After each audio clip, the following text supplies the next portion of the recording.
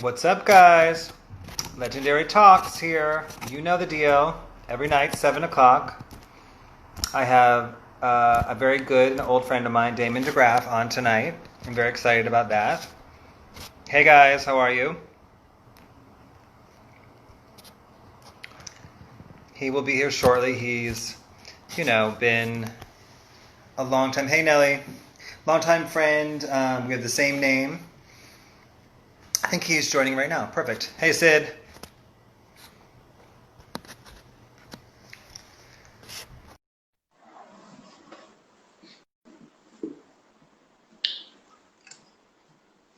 Damon DeGraff. Wait, dude, can I have that jacket? Work for you. I love that. Look, I try to get Marleyed up for him, I don't Good. have much. I How are can't you? I'm good. How about yourself? How are you, Damon? I'm good. How are you, Damon? Exactly. I'm doing good, just navigating this new world we live in, but I'm doing good.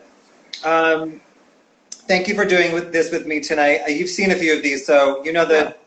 you know the premise. I basically, the whole point I think of this is to celebrate people that are really important to culture, but people may not know how important they are to culture. Kind of like they can tell their stories, and people have been really, I think, like, oh wow, a lot with like Jessica and different people like that. I don't think people really know, how rich certain people are in culture, and you're one of those people for sure. So I'm glad you're Awesome. doing it. Thank you. No, I've watched, I would say majority of them. Oh, And good. it's been really cool. Congrats to you for doing it, Because to Thank you. your point, a lot of those stories aren't ever really told, and I feel like we're the ones that have so much history, and so many stories that I don't even think an hour can take up the time, like an hour could be one story, you know what I mean? So yeah, dope, dope, Well, dope. Jessica wants to do, or we talked about her doing a part two because she Yeah, only did a portion of her, but I really the real inspiration for this was that like you and I or Emma West and I, we keep sharing these stories back and forth to each other, right. but they don't go anywhere from there. So I want to share them with like kind of like the world, quote unquote. So Yeah, these amazing stories about Biggie and Tupac and Madonna and all these amazing things. So like it's really important, I think, to share it. And I always said if I was 18 or 19, I would be obsessed with this show. I would watch it every night. yeah, So no, it's like awesome, dude. Like, I mean, I'm a fan of it. So, more, yeah, it's thank awesome. you. Um, okay, so we're here to celebrate you, not me. So you're from Barbados? No, I'm from Bermuda. Oh, Bermuda. Sorry, B. My bad. No, but that Um, happens a lot. That happens quite a bit. so I want to talk because I think it's really I think childhood is a really important part of creative adults. Right. So what's kind of the first song you remember really connecting to as like a young person, like under 10? I asked most people this question, but Um, I don't remember the song, but I remember it was reggae music, and it was like artists like Frankie Paul or Sanchez are kind of like the old classic reggae artists because they would always cover like the Americans, so like Paul Simon and Phil Collins. So you would hear okay. that on the radio, but Hmm. then in parties or in your home or in the streets or in dancehall, you would hear these covers, right? And I would say, oh, the guys on the radio covered Frankie Paul or covered Yeah. Sanchez. So Yeah. I don't know if it was an exact song, but I think it definitely was reggae music. I mean, that's probably my first love genre wise. Um, but yeah, I should probably really think about what that song would be, but it was definitely that music. That's really interesting. I didn't. That's kind of cool and interesting that they would redo kind of like the American song, but you thought it was the other way around. You mean Right, so? because that's what we hear first, right? And then you hear it the other way, you're like, oh wait, yeah, but You're like, who's on first? Okay, so then besides like reggae, what were some other of like I guess the creative and cultural influences you think as a child? I would say my grandmother, um, she was kind of like a piano teacher on the island. Oh, cool. So, my whole family is pretty musical, my mother's Okay. side and my dad's side. but I would say mostly her because, I spent a lot of time there and she was super strict. So I like Okay. had to learn to play the piano, like and be whatever. But I was kind of like this radical little kid that like was rebellious and didn't want to do it and would get in trouble, but was good at it, right? You know what I mean? I would do it just to show you that I could do it, but at the same time, I was like, whatever, like I could do it, So Well, if you're anything like me and our birthdays are right by each other, I have always been creative and I've always not been afraid of doing that kind of stuff too. I learned, I don't play the piano kind of now, but I remember playing the piano as a kid and just doing it based off of me hearing other songs and right. things like that. Well, Pisces are the best signs, so you know how that I agree goes. with you. I agree with you. What are you, March 11th? March 11th, yeah. Yeah, good memory. And then was there anyone that, you mentioned your grandmother, but was there anybody, could either be Michael Jackson or Michael Jordan or something, or kind of like a family member that you kind of like looked up to during those early formative years, 9, 10, 11, 12 years old? Who influenced you think, culturally and creatively? I would probably say my mother, to be honest. I Yeah. mean, that sounds very cliche, but I think now looking back on it, being older, and kind of understanding, her style and her sense of like loving music and fashion and whatever, like it was things that I was picking up on that I probably didn't even understand at that time until now when I look back at pictures and I look at whatever, and I was like, wait, mom's was kind of dope, Like, so, Right. yeah, I would have to say my mother. That's awesome. That's a great answer. For me, it's always like kind of these Prince and these pop cultural kind of things were really influential to me at that age. But that's great to be influenced like right in your own home that way. That's amazing. When is your first memory of Michael Jackson? You know what's going to be very, like, really, really crazy? And I mean, I was never the biggest Michael Jackson fan. That's just Uh-oh. that's just the like honest truth. No, not saying that I didn't like him, but I feel like people are like in awe of Michael Jackson. Yeah. I love his music. I think, Yeah. he's an amazing, iconic artist. But like it was never really like, because as I said, a lot of my early childhood or my like it was Caribbean music, right? So for Yeah. me, it was like anything that was reggae, soca, whatever in that realm. Like I feel like not until I moved to like America Got it. did I really kind of open myself up more to other genres of music, right? Just because, I mean, we heard a lot of that here, but when you would go out to parties or to clubs or to wherever, like you were hearing Caribbean music, right? You know Yep. what I mean? When Yeah. you're in America, it's not so of that. You're hearing everything else. So, Yeah. um, but yeah, I mean, I respect it, but it was never really like I'm a Michael Jackson fan. I mean, I love Michael Jackson, but everybody so far on the show has been like that. Their number one thing was Michael Jackson, so that's a unique Right. answer. So Well, we're different. true. Original. Okay, so when did you move to New York? Um, I moved to New York, let's say like 25 years ago. And why did you move to New York? I wanted to be in the music business.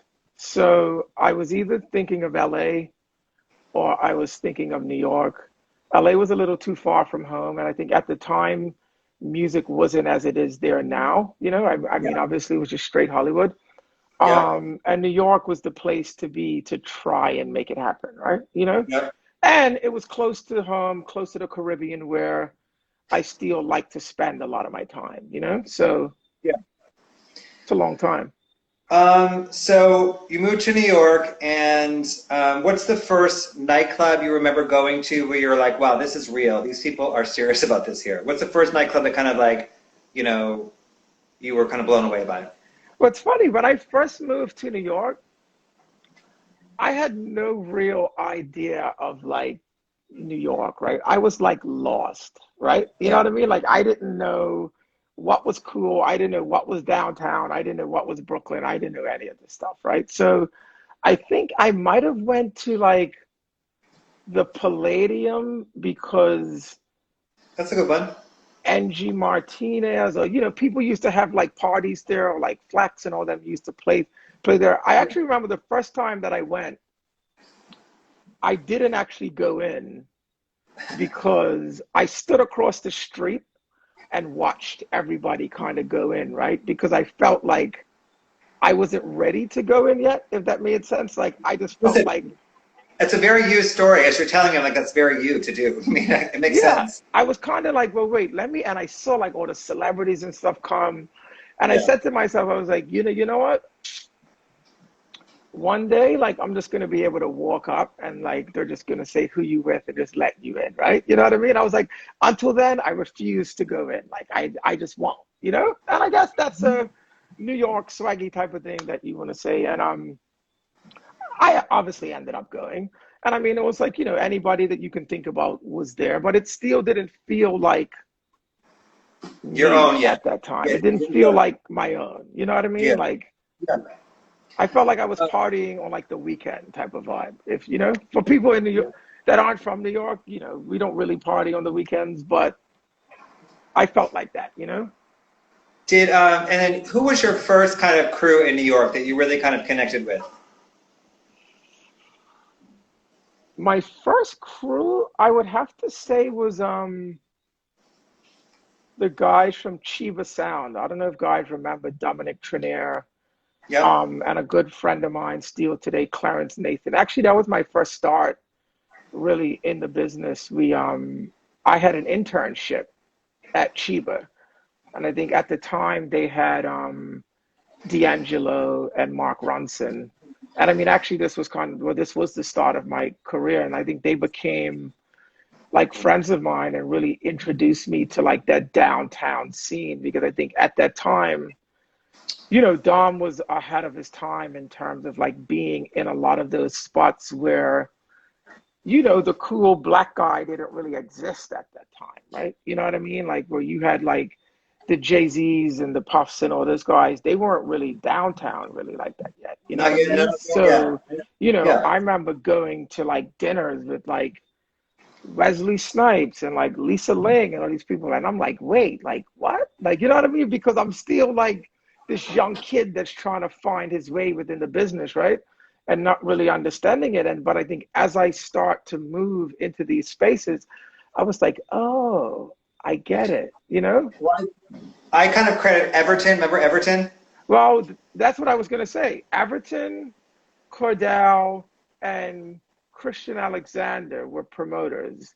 And I remember we did, like, they were actually like the first promoters that I met, because they were doing, I think it was Spa then, or it might have been another name at that time, because Spa had been a few Yeah. different names. No, no, it was. I did the door. I know that party, and that party was amazing and crazy. It was a Sunday night party, and I think it was called.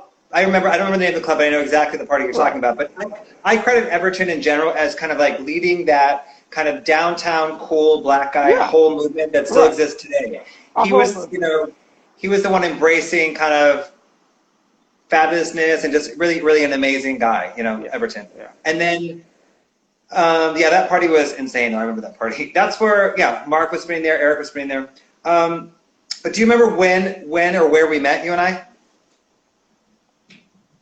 No, but you know Or what's what's your first funny? memory? Because I was thinking about saying, like, I just kind of always known you. Yeah, I don't remember when we met per se. Do you? Well, you know, it's funny because I say this about friendships times and about New York. It's like you might not know someone's last name, Yeah. but you might, or you will have an energy and a feeling with them as if you've known them all of your life, right? And I feel like that's New York. That's kind of that era and that scene of where we kind of came from. So I don't have any real recollection, but I feel like I've known you forever, you Yeah, yeah. know? I feel like I've just known you always.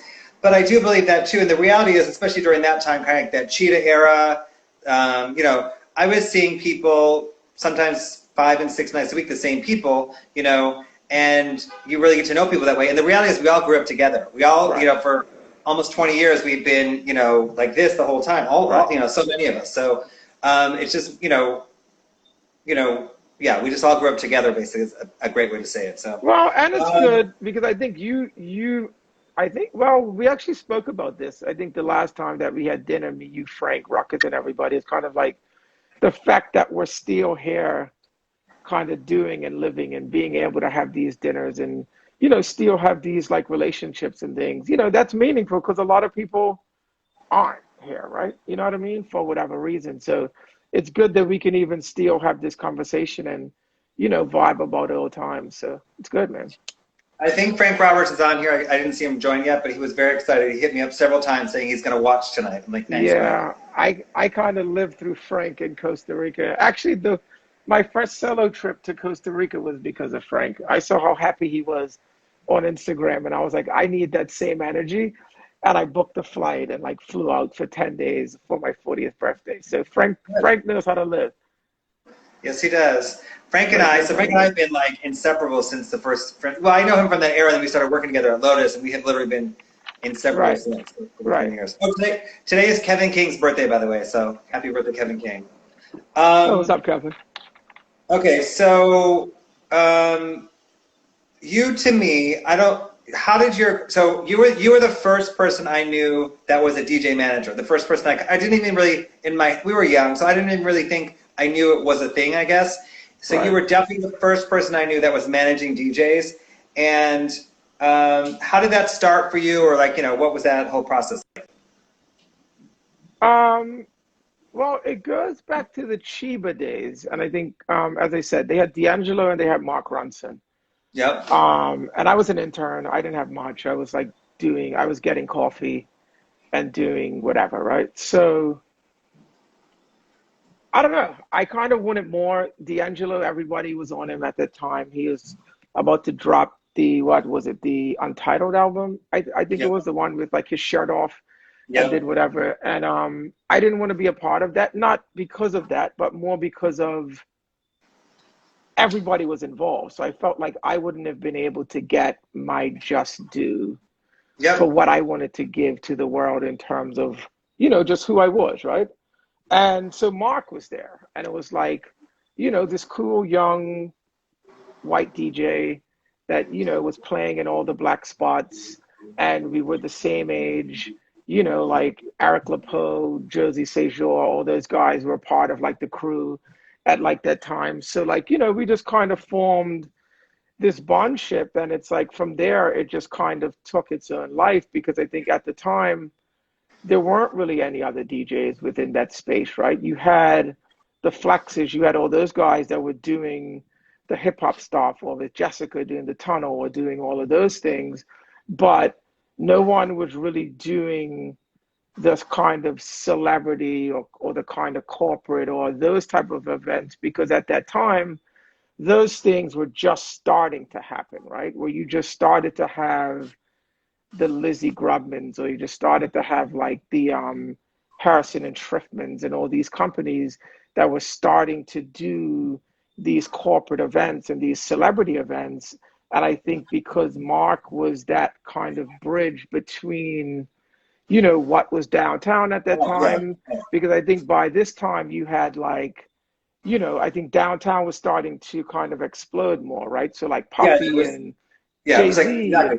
right? And all those guys started to come and they were in the parties and they were in the clubs separately from the tunnel, right? You know what I mean? Like, so it's almost like, they would be there amongst like models and celebrities and all these other things. And, whether you at the door or other people at the door, it was this real like tight knit crew of people that were in a space that there weren't a lot of celebrities, especially hip hop wise within that space. And I think Mark was the bridge between that, and that translated to the corporate side of things. Because I remember like when Puffy did like the big party with like Martha Stewart and things like that, like people flipped over that because those things weren't really done at that time, right? So I think at that time, because that was the movement, like we were the DJ of choice at that time. And to be honest, I tell people times like we were doing like 3 or 4 jobs a night because there was nobody else, right? You know what I mean? And I think for me, I was always there. So the relationship was between me and the PR girl, or me and the corporate girl, or me and GQ, or me and whatever were these parties that we were doing, or traveling to Europe or wherever that we were going to do fashion weeks or whatever within the world. And it was always that connection between us, right? And I was like, oh, cool. Well, you know, because this game, it's like a people person game, right? If you're not kind of keeping in touch with those relationships and building those relationships, then what does it really mean, right? You know what I mean? And I think from there, I was able to kind of build the company through, I think the next artist after that, I really remember it was, Mark was booked probably for 3 parties this night. And I remember Dolce & Gabbana called me for they were opening the store on West Broadway. And they needed a DJ and they wanted Mark because everybody was calling for Mark at that point. And I was like, hey, well, I have his sister, Samantha, it's got whatever. Well, it was like, we'll take her.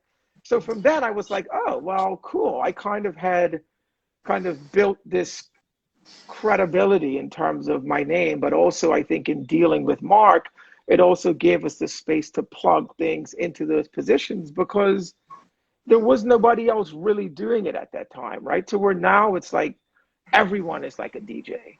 So it's, to me, it's not even that special, right? You know what I mean? Like it's like everyone is is a DJ. But then it was rare because no one was really doing it. Like, you know, like we were the only ones doing it in that corporate space. What years are you celebrity talking space? What years is this? This is like early 2000s, right? Yeah, this was like pre 9/11. Got it. To date ourselves, but yeah, like this was like, you know, where we were carrying like crates of records through airports and it was no problem, right? You know what I mean? Like these were, I remember, you know, like Beverly Bond was one of my next clients, and I remember having to carry, like, you know, like with the crew, like 12 crates of records because Bev would bring everything, right? You know what I mean? And these are records like the jumbo records, but there was no Serato, there was nothing within that space, but I feel like those were the greatest times because it was like, it was the purest in a sense, right? You know what I mean? And I think, sorry, go.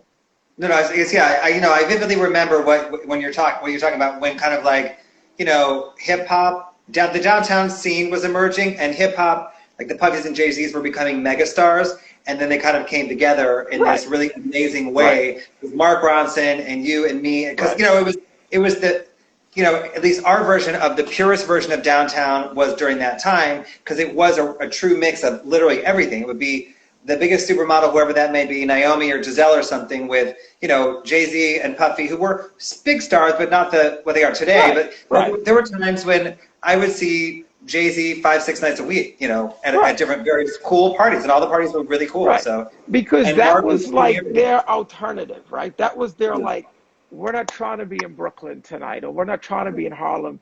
I want to go see the models, or what was the other spot that I used to hit, like Mumba, and like all those spots, right? You know what I mean? Like where it was like, Shine.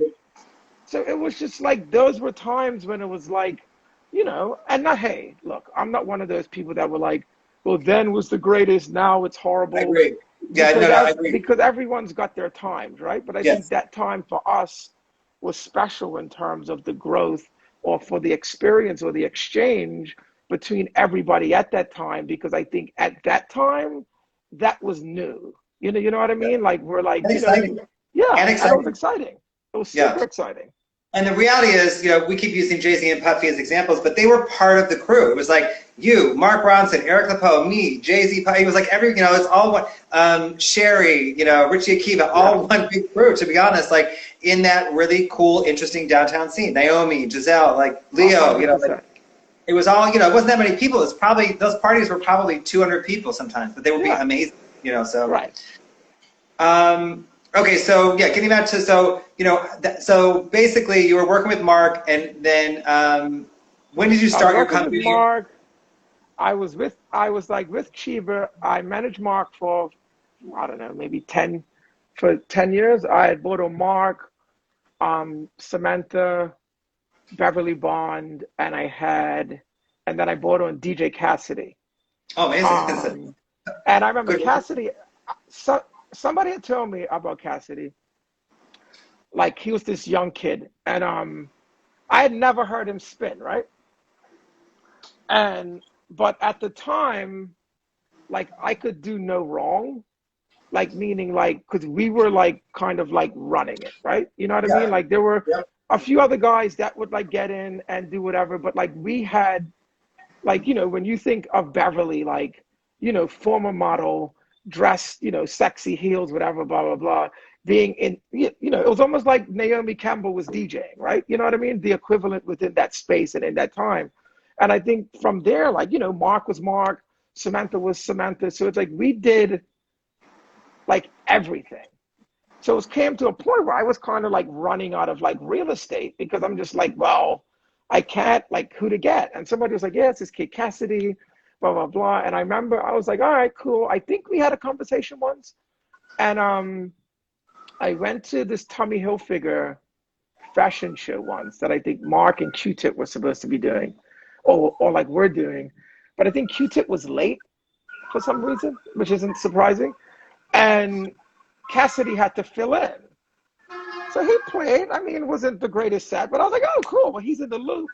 And from that day on, I was like, dude, well, let's rock. And I think from there, you know, we started working together. And I think that was another 10 plus years of us working and doing whatever. So, what did you look for in DJs during that time? What would, you know, was it, it sounds like it's kind of like, just kind of each person was kind of like, not fell in your lap, but you kind of just stumbled upon each person really organically. But were you at that point like looking for something specifically in a DJ? Like, you know, what were you looking for basically? well, I think from dealing with the clients, or with the corporate clients, I started to see how, excuse me, we had a special niche, right? You know? So I kind of would look for DJs that one kind of had their own personality and their own lane, but kind of wanted to be like stars kind of, right? You know, because Yeah. I think the music, I think is one part of it, but I think it's also how you carry yourself and like, you know, like, Present yourself. and Yeah, you present present yourself. yourself, right? You know, because up in, you know what, the last few years, female DJs was a really big thing, right? But that's because, you know, not even so much because of the music, but because of how they looked Instagram. in designers' clothes and Instagram and all of Yeah. these things, right? So I think that I kind of looked at it in that way too, right? It was like, how can Early. you Again, early. position yourself to Yeah. be appealing to these clients so we can get more money? Because the money that we were getting was tremendously, I mean, it was remarkably bigger than what you were getting in a club. So for me, Yeah. I'm like, at that point, I wasn't even taking club money because it was just like, well, like, why am I going to take that for when we're doing this? I mean, now it's obviously different because we make tons of money in like the club because that game is like different, right? But I think it's just, you know, I just wanted to be like, I don't know, like treated as if I was a management company looking to sign an artist to a record label, right? It's like, how do you look at a singer or a rapper, or how are they marketable? How is whatever with everybody singing or everybody rapping or everybody doing whatever? And I think that's a lot of what helped me choose and pick a lot of the DJs or clients that I dealt with or have dealt with over the years, you know? Um, and I don't want to jump too far ahead, but I want to ask one question now.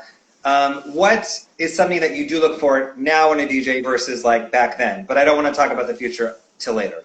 But what do you look for, you know, now in a DJ that you didn't look for 15 years ago? Um, Or I maybe it's the mean, same thing. I don't know. Maybe it's the same thing. well, you know what? I think it is kind of the same thing. Um, because I guess that never really changes, right? You know, I think Yeah. one's vibe and one's energy and what they kind of give to the world, especially now, I think more than anything, because everyone is AM DJ, then it's got to be special. But to Yeah. be honest, I mean, I don't really know how many I'm really looking for at that point of where then I was looking at things from like ground level to where Yeah. now it's like, you know, like I kind of want to work with somebody that is kind of in their stride and kind of doing and creating already just because I don't know, like I'm like too old to be dealing with somebody that's like I want to be a DJ, like you know what I mean? Like I don't have time for that, you know? Like Yes. So wait, my first memory of Cassidy, we spun a party together. Which, oh no, I did the door, he spun. Johnny Lennon did the party. And Right. I introduced, he was 17, I think, or 18, and I introduced him to Tracy Bingham, who was on Baywatch, and our friendship was solidified to this day from that moment. We've Wait, been like that ever was since. Tracy Bingham like the hot black one? Yes. And he literally was like, swing. He was like Yeah. drooling at the mouth. I was talking to her, and he's like, oh my God, I want to meet her. And I introduced them. And then, Yeah. we've been friends ever since. And then Right. Beverly, the first party I ever promoted was at Spread with Frank 151. And Okay. Beverly was like a brand new DJ. I think, honestly, she probably was spinning maybe a few months, I feel like, or even less. And if I remember correctly, she was spinning 45s, but I could be wrong. And she was spinning vinyl, obviously, and she was spinning only Prince, who I love, but it was like she would only spin Prince for like an hour and a half, 2 hours. And I was like, no, it's, you gotta like, I love Prince, but it's a very busy party. You gotta, play Right. a little something. Right. And she wouldn't do it. She only played Prince. Yeah, I mean, you know what? That's why I love. Oh, big up Bar. Yes, Bar. Bar just checked in. The homie Bar. Um, no, but I mean, that's what I love so much about Bev, and I Me think too. that's even why we started the party we did at Joe's Pub was because she's such a musical connoisseur I know. that it's like she never wanted to conform to having to play what everybody else wanted to play or felt that they had to play, right? I think because You're of right. her love for the music, you know what I mean? And how much like the music, like, because I think more than anything, she studied the music before she even knew how to DJ. So she came to DJing already having this vast knowledge of music.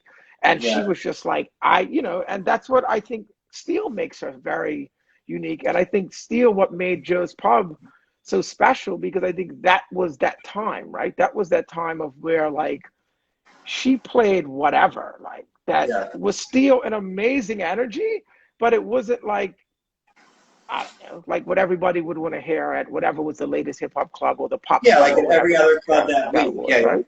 You know? No, But she's very unique and very special, and I do love her because she is nothing but Beverly. I mean, she's yeah, only Beverly. yeah. Have you ever been to Black Girls Rock? I haven't. And So that's a really bad thing. So Bev, it's okay. I mean, it's okay. Listen, it's okay. no, but I I, mean I should have been to at least one. I mean, I went to one. I've been several times, and I love it. I love it. Period. But the fact that it's Beverly, our girl, it's her organization. Right. So when I went there, it was like Michelle Obama was on the stage saying, Beverly, I love you so much. Rihanna, all these people. And then ironically, I think either that night or a couple nights later, we were at a different event. We went and sat at it was a hotel. We sat at the hotel bar and we were talking, just me and her. And I'm like, Beth, you're one of us and you made it. You made it, I told her. I'm Right. like, you have made Right. it. It's like, the largest, I guess, celebrities in the world were like giving her all these massive shout outs and like congratulating her for this amazing organization that she created. So, and she Yeah, stayed no, so true to it. she's, I mean, but that's always been her. So Mm-hmm. I Mm-hmm. think her evolving into what that is as a Makes part sense. of her life, it makes Yeah. total sense. Like, you know what I Yep. mean? So it's almost like at some point, that's what she believed and she pushed for it and she did it. So, I love I her. mean, I'm proud of her for Me really too. I making love that her. stand and, doing what she has to do. I think Frank just checked in too. What up, Frank? Frank Roberts, you're late. This started at 7 p.m., 10 p.m. Yeah. We've been talking about you already, Frank.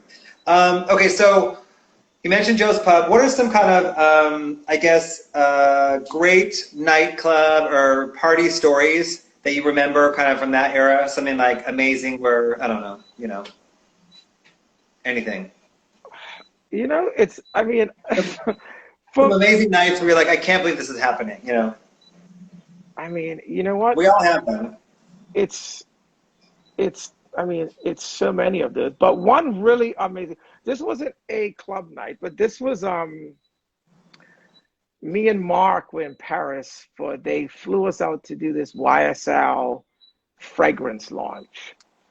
And I forget the hotel, but for some reason Matthew McConaughey was like I think either above us in the hotel room and was throwing things down on like Mark's balcony for some reason. I don't know why. Like it's all so random. Because So it's Paris, right? right, but who knows why? And anyway, he stops and we see him downstairs. So Mark's like, let's go downstairs. right? So me and Mark are storming downstairs to go and confront Matthew McConaughey, sorry, Yeah. for throwing peanuts at us. And it didn't end up being a fight, obviously, but it was just kind of like this weird moment of like, well, are we gonna do something or are we not? Which nobody was really going to, but it was just the weirdest thing ever. But I guess that's Paris, right? That's people just being weird and out there. But it's yeah, I mean, Yeah, people lose their inhibitions in Paris. I believe that. I don't think enough people know that. Paris brings out a very wild side in everybody. yeah. Wait, I just thought of something about Mark Ronson when you said that. So I had a flashback. Khalees and I were in Russia, in the later 2008, maybe 2007, 8, 9, around those things. And she had performed. We did the after party, and I'm walking into my hotel room at like some crazy hour, like 6 a.m. or something. And he's walking into his hotel room right next to me. Me and Mark at 6 in the morning, we just look at each other. We're kind of like, I think we just laughed. We're like, we're in Russia, like we just like, love you, and we're in our hotel room. I just remember that right now. Well, but that's the beauty of that whole downtown scene or from our era too, is I feel like we would always bump into different people in various parts of the world, like not even knowing times. It's like, oh, well, you're here? Because then we didn't have Instagram. Yeah. Right? So all of these great moments, all of these great experiences were never really captured. I mean, if they were captured, I mean, we probably would be, like a lot of us in jail or, somewhere. But yeah, it's, it was a very interesting time, It was a very interesting time. And I wish I probably captured a lot more of those moments, right? Like considering like being in Japan almost like twice a month. And, it's funny, sometimes I go through like drawers or through like old things and like find like pictures, but they're not the best quality because then you're not really thinking, like you're just kind of in the moment and you're just kind of so moving quickly and you're doing, and now you're like, man, everything is that, right? You know what I mean? I'm like, well, but we have memories. Well, we have what we have. We have a picture or not, Well, I learned a lesson kind of early on. It was my 21st birthday, I think, at Shine, and like NSYNC was there, and all these other people were there, and the owner got the group that sings Set It Off to perform, and I took all these celebrities were there. I can't remember any of them, but I took no photos. I woke up the next day and was like, I don't have one picture at all, not one. So I think early on I started taking photos just to to document. So I have some. I wasn't really focused on it, but I definitely started taking photos. So. Well, I feel like you always had a personal photographer or something around you anyway, no? People always say, when I come into like the club or the party, people say, how did you get a spotlight to follow you in the club? I'm like, I did not have a spotlight. I just walked in. People were like, I think I had like a spotlight with me. I'm like, no. Man. Right. I'm just here, I'm just here, but yeah. Okay, so dGi, how many years exactly has dGi been in existence? Do you know or? So dGi has probably been in existence like 20 years.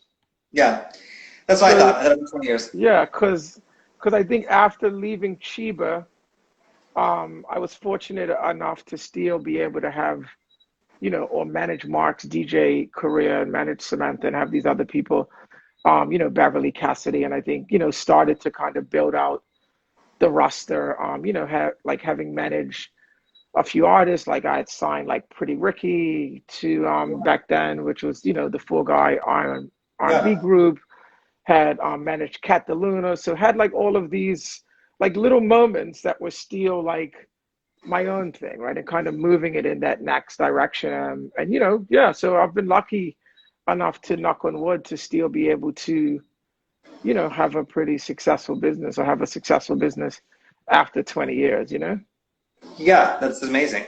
And to my knowledge, I think you're the most successful. I don't really know that world so well, but in my head, you're the most successful DJ management company that I know of, for sure. The William Morris DJ management. So. Well, thank you. I'm gonna have to put that in my bio. By all means, I'll text it to you. Okay, so who exactly do you rep? Because I always get confused. In my head, you rep everybody. Like you always like you rep all DJs, but who do you rep exactly right now? Who do we rep? We rep. Well, Kiss, MOS. Yeah, so we rep Kiss, we rep MOS. Ruckus. We rep Ruckus, we rep Jermaine Dupri, we rep Pauly D, we rep Rev Run, We rap Mal DeBarge. Okay, We good. rap Any of the Chelsea. girls? We rap Chelsea Leyland. Okay. We rap the Misshapes. Oh, good. Great. We rap man, why am I speaking? Um, it's I'll have to pull up my website because I It's mean it's okay. just, It's okay. but we have a lot, you know. That's a great roster right there. It's like everyone that's at those parties, like all the DJs Right, that DJ at the good right. parties.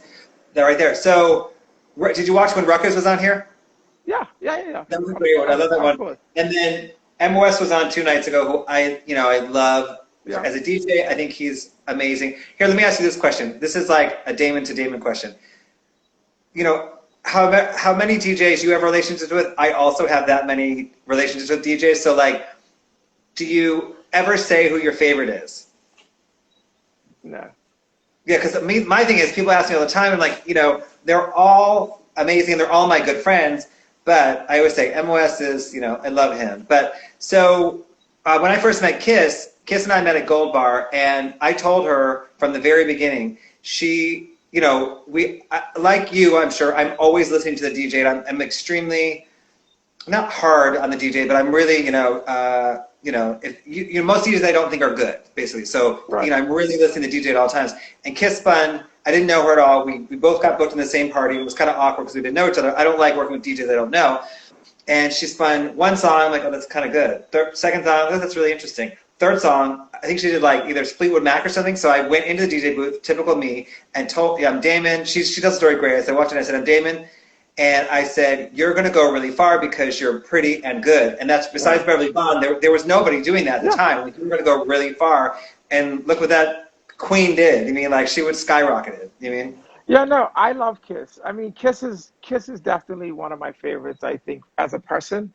Yeah. But also musically, and I think, she I would say she prepares very well, and I also think has a very vast knowledge of music and an understanding of it, and Yep. also understands, you know, I think the world in terms of how people look and perceive music and can do that and play that. The same with MOS, I'm all the same with I think all of my guys, but I like Kiss a lot. Like if I was to get married, I'll just put it like this. I would have Kiss and MOS do my wedding. Me too. Um, I think what I say about Kiss too is that, I witnessed the whole thing. I met her in the very beginning when she first started DJing. I said, not that other people don't deserve it, but I said she deserves every amount of success that she has because she worked so hard at it, as you know. She A worked hundred so hard. percent. Yeah, a hundred So percent. hard. And like, we talk often, she's one of my closest friends, as you know, but, I tell her all the time, during that time, she was inspiring me to think bigger and do bigger myself just by being Right. around, Yeah. so. Yeah. I love her, and I love them both. So, are there any crazy kind of like you're saying, like Mark was spending 3 times a night? What are some kind of crazy DJ situations where, like, they have to be in 3 different states, or in one day, or what's the kind of one of the craziest things you've had DJ either there or had to like manage it? Um, well, I mean, that's a regular in terms of people moving flights. But I think one of the funniest or the craziest things that I've done, well, it's two things. One was I was going to LA once with Mark, and this is when I was young, and I read the itinerary wrong because when you're flying to LA, like the time that you get there might be like, I don't know, like say 10:30, but your flight leaving New York might have been whatever. So it seemed like similar. I looked at the arrival. So we got there in time to catch the flight for the arrival time and ended up missing our flight. And it was like this massive gig we had to do that night. And like, I was young, right? So I was like, oh man, I freaked out over that. And then another time I forgot to tell a client that they had to get the equipment. And I forget which DJ it was, but they showed up and there was no equipment. So you can imagine a PR girl freaking out because there's no equipment and you can't play. To be honest, I don't even know how that got resolved, to be honest, because it was so long ago. But it was just like, man. But you know, I mean, it was basic. I mean, I could have been out till 4 in the Yeah. morning the night before and forgot, because that's what we did at that time, right? You know? Well, to your credit, you have a very successful business, and you're not irresponsible by any means. I'm like, you know, those are just human mistakes, I guess. You mean? Yeah, yeah. So I want to talk now about what's been happening since the whole quarantine situation. I think Swiss Beats said it best. He said it very early on. He said, "Isn't it amazing how it all went back to the DJ?" Which is, to me, it's, you know, we're living in a very real time, as in like what's real is real, what's not is not. All this Instagram fake stuff is not important right now. What's real is real. So Right. the DJ, you know, became so glaringly obvious to be an important factor in the world, and I think that's so amazing that, like, you know, like Swiss said, it went right back to the DJ where it belongs. Right. So I mean, it's got to be really interesting for you to observe, you know, just seeing how the DJ has got really important in the past couple of months again. You mean? Yeah, I mean, I think it's great, you know? I mean, I think the lives have really helped people Yeah. in a time of uncertainty, you know? Yep. Because I think, you know, it's still a time of uncertainty, and especially a time of uncertainty for DJs, right? You know, Yep. because a lot of what these guys are doing, they aren't getting paid for, or the money that they might get from a corporate client isn't that of what they're normally making Yeah. on a, you know, on a weekly basis, right? So Yeah. yeah, I think they have really helped kind of bring us through, you know, Mm-hmm. in Yep. times, in this time of, I don't know if you want to call it darkness, like in whatever's going on within the world Yep. now. And I think they still continue to do it, and I give them the utmost respect, because a lot of them don't have to, but I also think it's a release for them as well, right? You know what I mean? Of course. Um, you know, and I think it's, yeah, it's great. I like try to tune in as much as I can. I mean, I'm in Bermuda, so it's a little like different times, just because the Who have you sun's been out watching? and I'm at the beach. But Who have MOS you?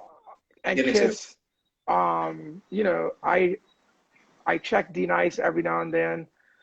There's some really cool like reggae and like soca guys, because that's my vibe, that are doing things, you know. And then obviously times, you know, like my guys like JD, Ruckus, whenever they're doing things special, like they're not on all the time. But you know, I really think what MOS and D Nice are, you know, like MOS is just doing like, it's Amazing. like, I'm like, bro, like really, like, you know, it's insane, you know, like he's on, I don't know if it's still every night, but like he's putting in some Work. serious hours. And I think when you're doing something like that, it's a true love for what you do and a true love for the craft over it just being about the money. And I think that's what we're even starting to see now. I think it even is like the separation, like you said, between the fake and the real. It's really showing like who's really about it, right? Because like I'm doing this and I'm not making money from it, or the Yep. money that I'm making isn't what I used to, but you know what I mean? But I love Yep. this and I'm giving you Yep. this. And yeah, you are, you know, fans and things are, you know, that's a like given, right? And whether you want to tip or buy merch or whatever that is, like I think people should support, because guys are really working hard, right? And I think because they're working hard, it's like, and not making the money that they were making, you know what I mean? Like that's Yep. the least that we can do, even if it's $1, right? You know what I mean? Like that's the least that we can do. So yeah, I salute everyone for Me too. what they're doing, you know, and I respect them for it. But I do think I said this, I don't know, maybe someday this week on this, that people are being really supportive right now. I find that people in general are being, you know, like, you know, being tipping and all that thing. I think people in general are being really supportive of each other in our community. I really see it and I Right, appreciate it. right. You mean? Well, I Um, think we're just in different times, right? And I think, you know, like looking and understanding the world and kind of how it is, it's like, you know, like we have to be supportive of ourselves, yep, right? You know, because it's, I mean, who wants negative energy or people who are selfish or whatever? Like, I don't want that around me, you know, of like course. that don't serve any purpose. Yeah, like the MOS thing, you know, I had him the other night. I was like, you know, same thing. So D Nice and MOS have been inspiring me this whole time, this whole quarantine, where Right. I've been doing this every night. And I'm like, you know, the two of them in particular, their work ethic has been so inspiring to me. Right. Obviously, we also happened with D Nice, which was amazing. And he was kind of like the first one to even be doing that. And just, he was doing, I think, 7 hours a day that first week. And it was just an amazing thing. And as a result, he became a megastar. And then MOS now is kind of like, he's just doing this amazing thing where he's spinning like 5, 6, 7 hours a day. And musically, they've all grown so much, even with their DJs. You know, I know both them as DJs for 20 years and know their sets very well. And musically, I feel like they've even grown or challenged themselves in this amazing way. And like, you know, I'm just really impressed and proud of both of them. So, have you ever thought of being a DJ? You know, I love music very much, and I think if I did, I would be a great DJ. I just don't know why I don't have the passion to actually DJ. I like doing what I do way better, which is I'm way better. Interesting enough, most of my DJ friends are a little socially awkward. They always end up back by the DJ booth at the parties and stuff. They're not really, let's say, the life of the party. I mean, I don't know if you think differently, but I prefer being in the middle of the party as opposed to, you know, by the DJ booth. So I think there's a part of me that would be not enjoy being behind the DJ booth the whole time. Although I love music, as Kiss says it all the time. Kiss said I should have been a DJ for years. She's like, you should have been a DJ. But you should put together a killer, like 1 hour set. I know. Just, that you just walk in, you plug in your little flash drive, with a cape on, take off my cape, all of your glory, and just kill it. Like I would do that if like I was you. I would do a wicked 1 hour set, and you could have multiple, but that's all you do. So you're almost like in like, you know, pulling from like the EDM DJ type of style, do an hour mix and just crush it. You like kill that because you have the personality. You will crush that. Are you managing me? I'm just kidding. Hey, look, you know. We need to make money right now.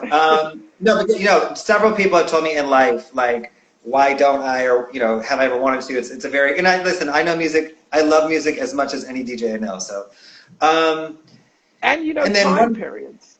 You know, so no, I said, and you know, time periods, right? So, you know, music, right? You know, and you know different eras, and you know what engages people. You know, like what works. And you know what works. Yeah, I would try it. All right, that's a great advice. Thank you. We're gonna end. We have a couple minutes left. So I just want to say one thing about Swiss. What do you think of Swiss's versus thing? Oh, I love it. It's amazing, right? I think it's great. I mean, obviously, you know what was my favorite? Mine was Bounty Killer and Beanie Man, but like, you know, that's because I'm the island boy. But yeah, I think it's awesome. Again, it's things to help us through this when, you know, through these times of uncertainty, right? You know? But yeah, I think I honestly think what I'm not going to say everyone because I don't know what everyone's doing. I'm sure people are doing something crazy, but I do respect people for, you know, sharing and giving, right? You know, because I think that's at a time when we all need that, right? You know what I mean? Because we can't see each other. Like I miss my friends. I miss hanging. I miss being able to do the things that we would normally do, or, you know, fly to LA or be here or be Miami or do whatever. And like, you know, all of our wings have been clipped for this, right? You know what I mean? So I think the fact that we can talk and you see friends chiming in or you're looking at other friends' things, like it kind of keeps us connected within a way, right? You know, and at least, you know, it kind of makes me happy any time when I do, because then you see somebody chiming in, oh, hey, Christine, what's up? What up? You know, but you see friends that like check in and you're like, oh man, like I need to hit them up. I haven't spoken to them in a while because, you know, we're almost like isolated, right? You know what I mean? And it's so much that you want to show socially, but at the same time, you're trying to live and figure out life at the same time. You know what I mean? So yeah, respect to everybody doing what they do, man, you know? Yeah, no, I think there's a real purity coming from like Swiss and D-Nice and MOS and stuff, and it resonates, the purity of it too. Like you said, they're sharing, they're doing it to share. You know, so, and I really. What up, Big Yons? What's up, Yoni? They're doing it to share, and it's coming from a very real place, and I think that's really what's persevering during this time. And for me, it's become glaringly obvious what's real. I mean, I knew it already, but like the world is seeing what's real and what's not, basically. So I did watch MC Light today. She was great. Oh yeah, I've been trying to watch DJ. yeah, I've been trying to watch other people's sets recently because, you know, I do end up watching MOS, Kiss, and D-Nice all the time. So, Right. okay, so two questions before we go. What do you think is the go-to song? I asked all DJs this, but I might as well ask you. If you're at a party and like, what's the go-to song that you know must be played to get the let's say the party's like low energy. What's the go-to song? It's so funny because earlier I was like, I wasn't the biggest fan, but I would have to say like kind of anything from Michael Jackson. You know, Listen, like it's most like DJs have said that, so. I mean, because that just works. You know, dun-dun-dun, you know, like like people just know what it is, and you're on the dance floor. So If it you ain't know, broke, don't fix it. Yep. it's easy. Okay. It's very And easy. then, if you can go to dinner with 4 people, living or dead, who would they be? I've been hearing this question, so I actually thought about this before, and I I confused don't. First of myself all, I don't thinking ask it that about it. Right? often. I No, don't ask it that often. but I listen a lot. Okay. You know what I mean? So it's Yeah. like I was like maybe. You know what? I would say Bob Marley. I was gonna say Peter Tosh, but who I will say my next person will be, you'll get why. Bob Marley, Anna Wintour, and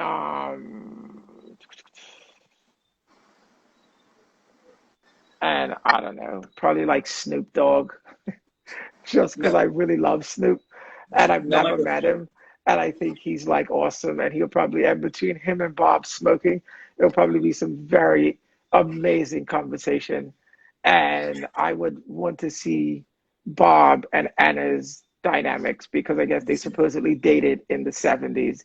So just that whole whatever, I think for me would be very amazing. So I yeah, agree. That would be a. I might want to sit at the table next to you guys. yeah. Um, I keep saying last question, but one more just popped up too. Who's one kind of, I guess, celebrity or icon that you kind of blew you away in a great way? You were like, oh my gosh, whether it be, you know, I don't know. Who's someone that blew you away?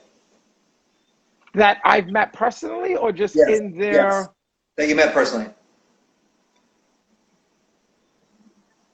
probably Tina Turner. That's amazing. Where was Yeah, that? I got to meet her with Cassidy once. We did the opening of what was it, Oprah's school in South Africa, and we got to be there, and it was like a ton of and it was a ton of like, I mean, every A-list black, white celebrity, you name it, Yeah. was like there. And I think just the way that she carried herself, but then I think more so I asked her for a picture and she told me no. But I kind of loved that though. You know what Me I mean? too. Because she was still like in her Tina Turner like thing. And I was just like, you know what? I can't even be mad because I'm to not be mad. Yeah. honest, I shouldn't even have asked you for a picture. Like, you know what I mean? Like, I just should have been like, played myself cool. But yeah, um, It's it took me 3 times to ask Debbie Harry to have 3 long, lengthy encounters with Debbie Harry. But I had to by the 3rd time, like grow some balls and ask her for a picture, and oh she wait, did it. one She did last it. one. Big up Spade. I saw Spade just checked in. Big up Andre. Um, it'll probably be Pele though too. I got to meet Pele. I saw him once at Mr. Chow's, and my heart like froze because I was nervous because like to me, I'm a huge soccer and football fan, and like he's like the god, right? You know, and like I didn't know what to say, like and I was just like, oh my god, like that's Pele, right? And I think maybe a few years later, Teresa Tran, I don't know if you guys know her, but she's like, yeah. So I like ran into her in like the streets, and I just broken up with this girl, and I was like heartbroken, so I was like miserable, and I was like, like the world's gonna end. And she's like, hey, I'm gonna be with Pele tomorrow if you want to come meet him. And I went and we had like maybe like a 10 or 15-minute conversation. And he was the most amazing person ever in life. So yeah, that's the other one, Pele. Amazing. You know what? Let's maybe switch out Snoop and put Pele at like the dinner. No problem. All right, we have 27 seconds remaining. Quickly, before we're going to hang up, but where can people support you? We're in a time where no one's making money. You have 20 seconds. Where can we support you? Check me on Damon DeGraff, on all whatever. I mean, mostly on Instagram and at dGi Management. Support my artists. Supporting my artists, so it supports me. Okay, 3, 2, 1. Bye, Damon.